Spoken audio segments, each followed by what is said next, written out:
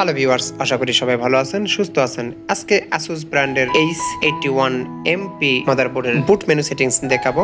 Windows ইনস্টলেশনের জন্য bias সেটআপের দরকার হয় না, বুট মেনু থেকে উইন্ডোজ খুব ভালোভাবে দেওয়া যায়। তো এই বিষয়টি দেখাবো, সাথে থাকবেন। পেন ড্রাইভ ইনসার্ট করে নিব প্রথমে, তারপর F8 প্রেস করব বুট মেনুর জন্য।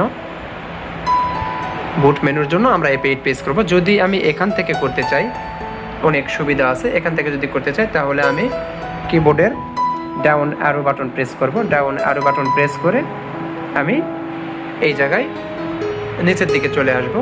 এসে আমার এই হার্ড ডিস্ক পার্টিশন স্টাইলটি এমবিআর, আমার এই hard disk partition style MBR, অর্থাৎ এসএসডি হার্ড পার্টিশন স্টাইলটি এমবিআর, যার জন্য আমার এটা হচ্ছে লিগেসি, যা দেখতে পাচ্ছেন এটা হচ্ছে লিগেসি।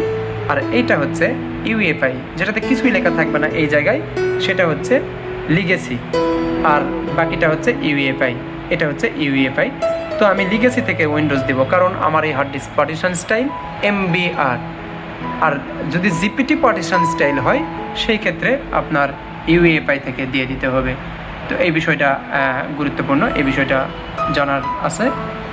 যাদের দরকার অবশ্যই এটা জেনে নেবেন, এটা খুবই গুরুত্বপূর্ণ। উইন্ডোজ ইনস্টলেশন এটা খুবই গুরুত্বপূর্ণ।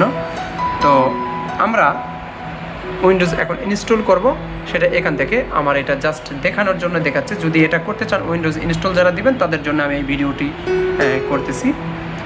তো ভালো থাকবেন, সুস্থ থাকবেন, আর সাবস্ক্রাইব করে সাথে থাকবেন।